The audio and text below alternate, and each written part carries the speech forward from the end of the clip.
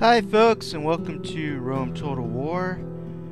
This is a game I haven't played in a while. This is one of my games I'd saved. And I'm actually probably just gonna pop around and look at things and not actually play anything.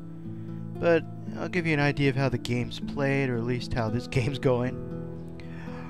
The Rome, the campaign game, has 3 families. There's the Scorpii, there's the Julii, and then there's me over here, the Brudi, and Rome's in the middle. Now sooner or later, and it's run by the Senate, sooner or later, one of the families is going to go for Rome and try to take over the whole thing. So when that happens, the other 2 families are going to have to fight for it. They'll probably pretend they're fighting for Rome, but they'll really be fighting for themselves. Now this is a basic strategy game, kind of a civilization game, Master of Orion game. Shogun, if you played that, a little more diplomacy. Not a lot, they're still kind of developing it.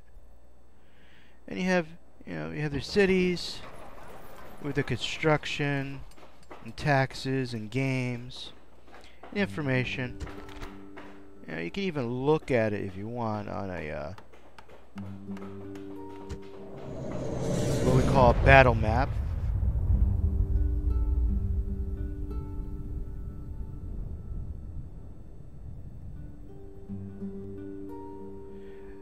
As you can hear, the music's actually pretty nice. For the rest of this recording, though, I think I'm going to try to turn the music and special effects off. Yeah, it's somewhat loud.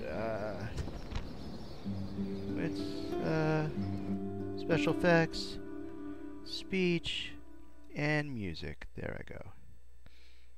Alright.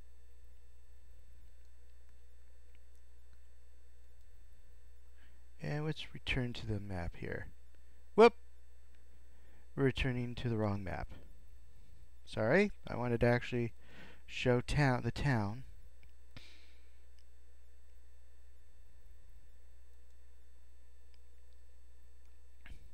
There we go. Slavery, obviously, is a big part of Rome Total War, since it's the ancient world. And once in a while you will see shackles, and you will get a choice when you conquer a territory to occupy it, to destroy it, and also to enslave the population, which is basically sell a lot of them into slavery while occupying the city. You just occupy it, you leave the people alone. See, there's people walking around. If actually the special effects were on, you'd be hearing them talking and walking and all that stuff. But most of the time, your time is not spent down here. Your time is really spent on the campaign map.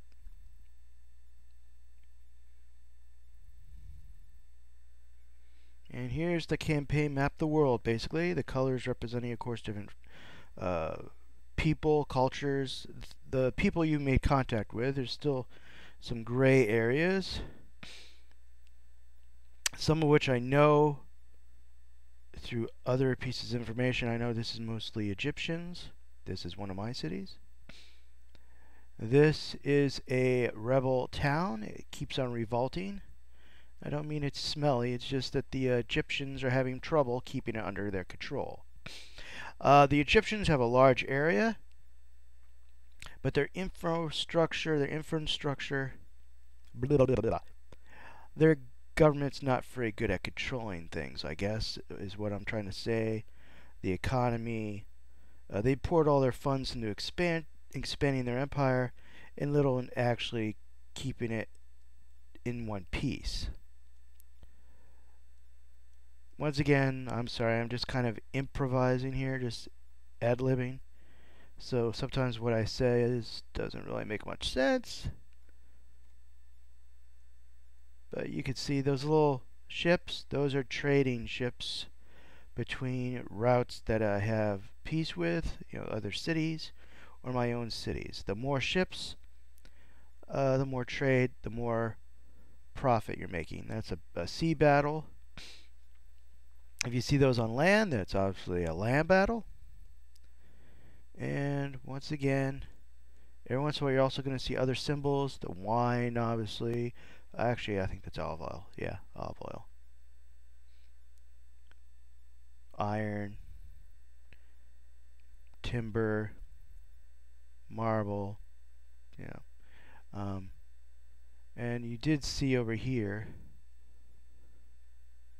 there's slaves. There's the plague, unfortunately. More slaves. It is the ancient world. Iron, purple dye. Very important to Rome, purple dye. Royal dye. So, gold mine. This is mostly my territory, I think. Silver mine, yeah. I have expanded. I took out a large part of civilization over this direction. But in some ways, that's very important. Greece and Macedonia are very advanced, very rich, and very tough opponents. The biggest opponent, though, on this field is probably going to be Egypt just because of its bare size. And it does have a lot of armies running around. After them, probably the next problem will be Carthagena. Now, they're not too much of a problem right now because, frankly, they're being slowly eaten up by one of the other Roman fractions, the Scorpii, excuse me. But that just means I'll have to fight them later on. The same thing's happening over here with the Julii. They're taking over this right here.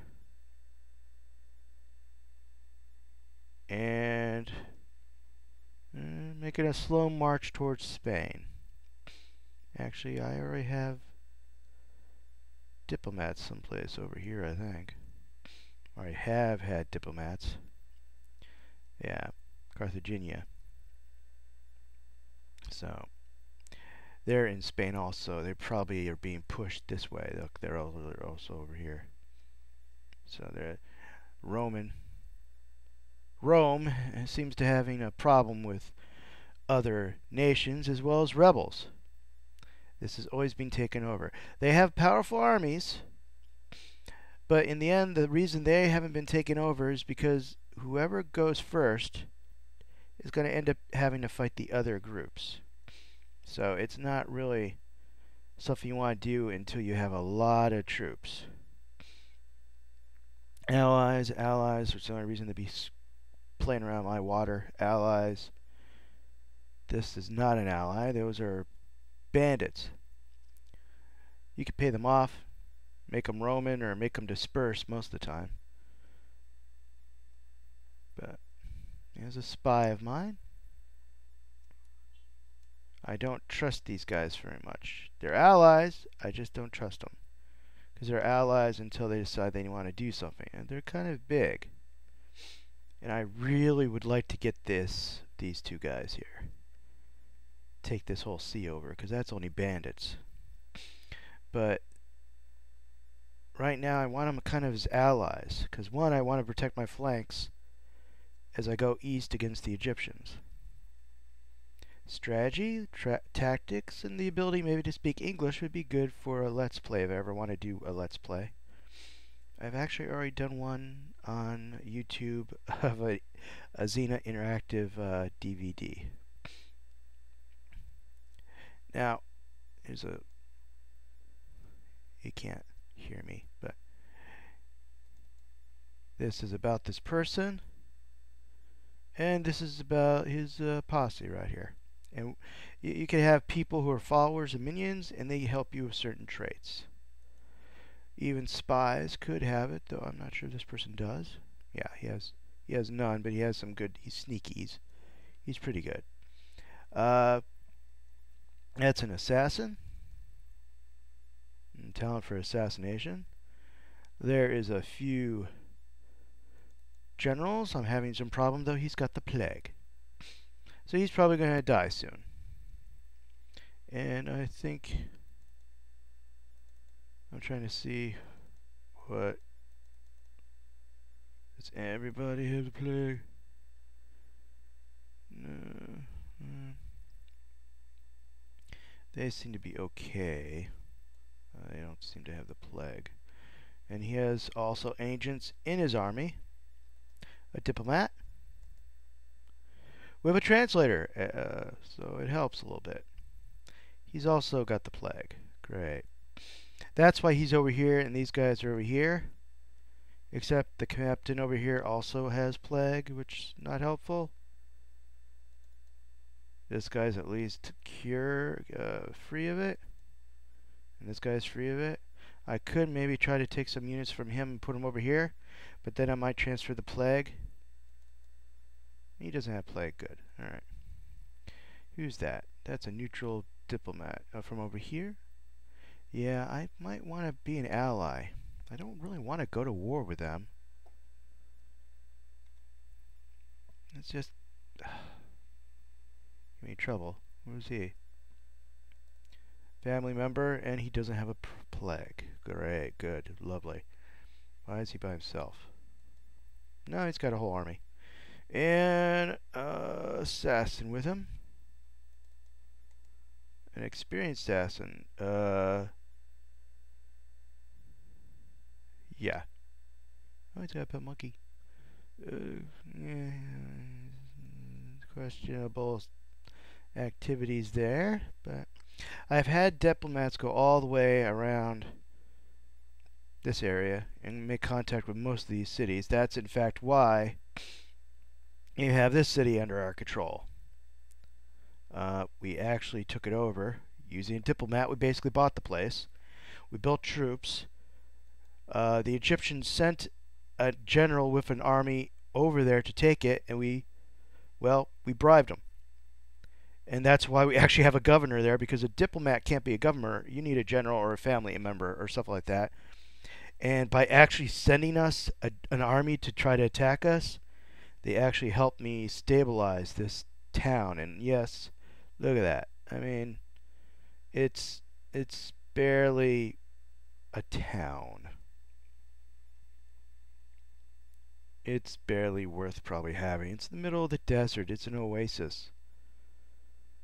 Unless the Egyptians, though, become a lot more better organized, a lot stronger, a lot more stable, they can't even take this. Their generals are not... Well, if they're not really a very rich nation, every time they send an army after me, I could probably just buy the army. So they'll just end up wasting time going after me, sending troops and soldiers after me when their own cities are in rebellion. So it's not really... they're not really a stable, sound country. That looks like ruin. I don't know. This is, like I said, this is I took over a city that was basically easy to take over because it was a dump to begin with. So, and now I've actually improved it a little bit. And the Egyptians, if they keep on sending troops after me, or people after me, will either achieve two things. They'll finally take over, which is wasting a lot of resources for basically, look at that, it's a dump. Or they'll just strengthen me. What is over this place?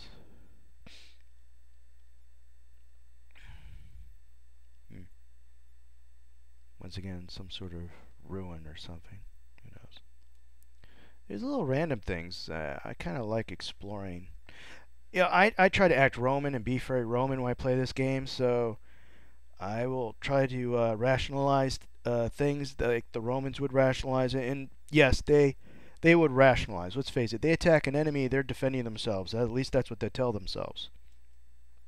Rome expanded itself into an empire through passive belief in that it was defending itself against the next enemy. An aggressive, a passive nature. I don't know if you could apply that to a nation, but doesn't really seem to be much around here. It's not very happy people. You could tell. Actually, let me leave. You could tell they're not really very happy because they got a yellow face here. But they're still making money. Now, their population's increasing.